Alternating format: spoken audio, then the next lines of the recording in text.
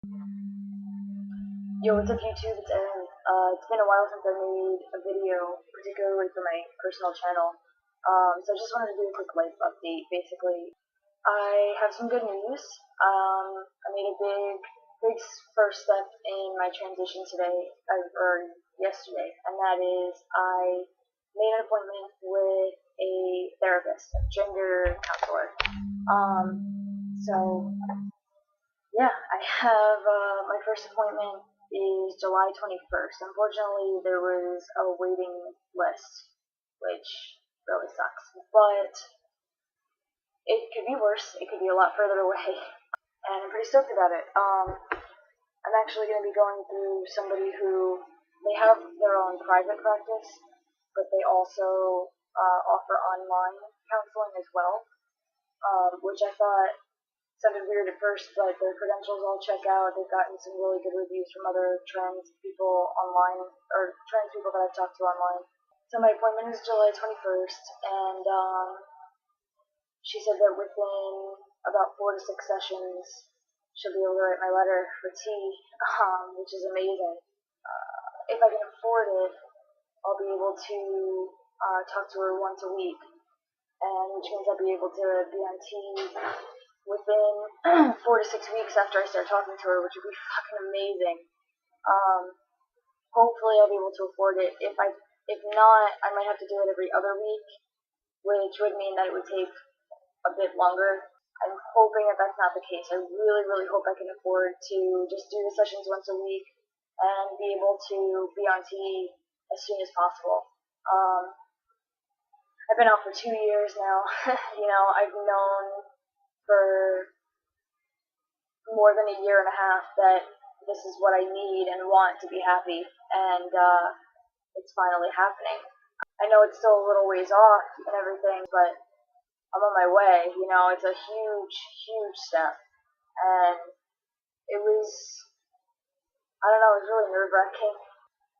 I'm glad, I'm really glad that I did it. It was not the easiest thing I've ever done. If I start therapy on the 21st, then I'll be able to be on T as early as September 1st, and the latest, like mid to late October. Like basically by Halloween this year, I will be on testosterone, and that blows my mind. Like, I don't know, it didn't even really hit me at first after I, heard back from her and set up the appointment and everything. It didn't really hit me, like I was excited and everything. A little disappointed about the wait, but I was definitely excited. But it hit me like a few hours later. I was looking through pictures, old pictures, like when I was in high school, and had long hair and was trying to like wear makeup and fit in, and I was just so miserable. And I can see it, you know what I mean? Even in the pictures where I'm smiling, I can see in my eyes that I'm faking it, I'm forcing it. It just made it hit me, really, that like, holy shit, I'm gonna be on T soon. And like, I know I'm rambling right now, I'm probably not even making sense. I'm so stoked, and like, I'm like spazzy right now. Like, I can't believe it. I'm so fucking excited and a little nervous, but I don't know, I feel like I'm gonna explode with how I can't wait. I'm just so excited about it. I'm so stoked. But yeah, I don't know. I guess there's so much going through my head that like, I feel like I can't break it up into tangible thoughts. For so long, I feel like I've been watching YouTube videos and seeing guys go through the changes, and I just have been jealous for so long. And now that it's finally gonna be my turn, I can't believe it. I feel like if I believe it too hard, like, it's gonna go away. Like, somebody's gonna come up and be like, gotcha, psych! It's crazy. It's so crazy. Al, too, will be seeing the same, or talking to the same therapist that I am, and hopefully we'll be able to get on T around the same time. I hope that the therapist decides that that's the best thing for both of us. Um, I mean, of course, we'll see. It's all gonna depend, but I think it would really be cool if me and Al could start like the same week. That'd be pretty kick ass. I'm so stoked. I'm thinking so far ahead, but I can't help it. I do have to say I'm nervous. I'm not the biggest fan of needles, even though I have all these tattoos. Wow, it's this one. But when it comes to injections, I get a little freaked out. Like even drawing blood doesn't freak me out, but injecting something makes me a little bit nervous. But I know that after a while of doing it, it'll just, it'll be no big deal.